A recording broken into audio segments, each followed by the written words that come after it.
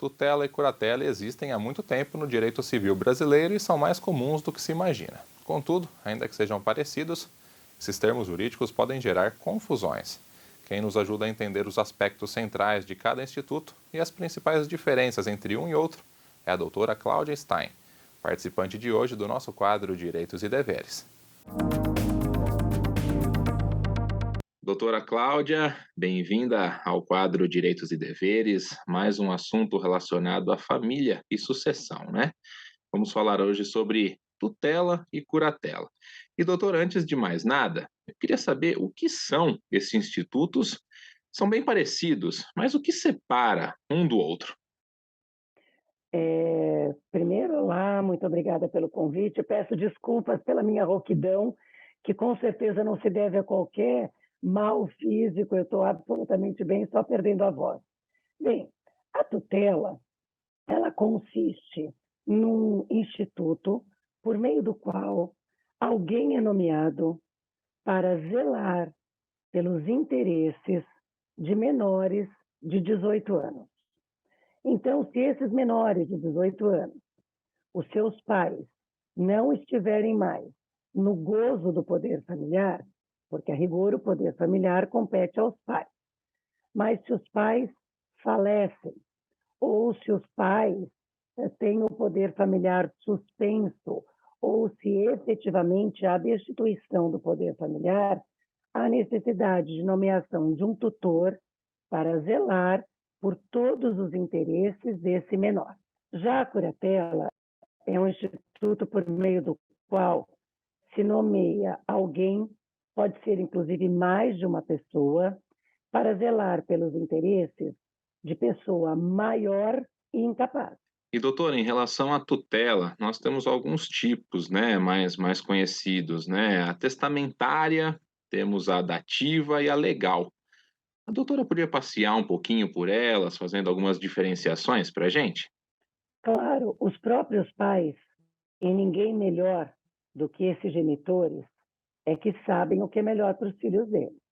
Então, o ideal é que todos os genitores se preocupassem em deixar ou um testamento ou algum escrito consignando quem eles indicam para exercer a tutela dos seus filhos enquanto menores. Na maior parte das vezes, nós temos que no testamento desses genitores, eles prevêem que caso faleçam e não haja outro genitor para o exercício do poder familiar, eles indicam a pessoa A, B ou C. Isso é uma tutela testamentária.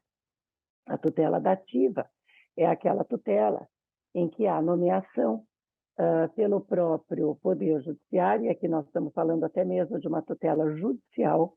Então, o Poder Judiciário é que faz a nomeação. O que é, Luiz, uma grande pena. Eu digo por quê. É, de novo, tentar jogar na mão de um terceiro, que nunca viu aquelas pessoas, que não sabe como é que vivem aqueles menores. Então, esse terceiro, ele tem de definir quem vai cuidar desses menores, o que pode ser extremamente nefasto e prejudicial. Agora vamos falar um pouquinho sobre a curatela, doutora. Como ela A, é estabelecida? Tem a algum cura processo? tem, na verdade, o que nós temos, aquele processo que antigamente se chamava pedido de interdição, nós não usamos mais essa palavra no Brasil. E por quê? O Brasil se tornou signatário da Convenção de Nova York, que deu ensejo ao Estatuto da Pessoa com Deficiência. O Estatuto da Pessoa com Deficiência, a posição do Brasil em ratificar a Convenção de Nova York, veio com o propósito único de inclusão da pessoa com deficiência na sociedade. Isso é uma grande mudança de paradigma.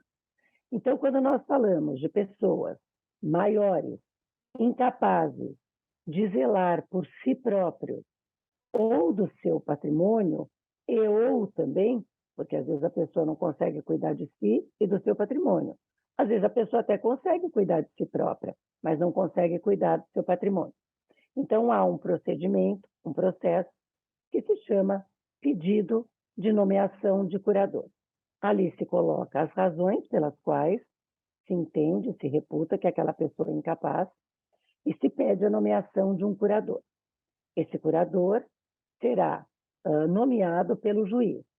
Nomeado um tutor, um curador, doutora, quais são os principais deveres dessa pessoa? Bom, os principais deveres, dentre eles, é zelar pelos interesses do tutelado ou do curatelado.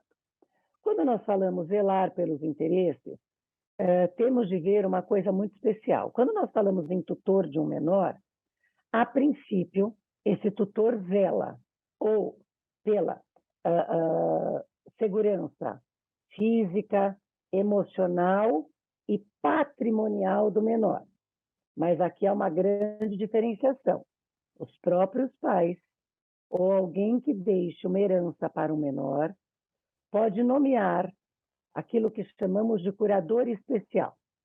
O curador especial é aquela pessoa que zelará só pelo patrimônio daquele menor.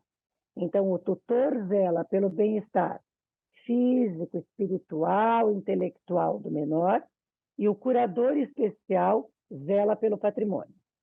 No caso do curatelado, o curador ele zelará em especial pelo patrimônio, porque muitas vezes o que se tem é um familiar que cuida mesmo daquela incapaz, é um familiar ou familiares que contrataram home care, enfermeiras. Então, essas pessoas cuidam do bem-estar físico e material do incapaz e o curador zela pelo patrimônio.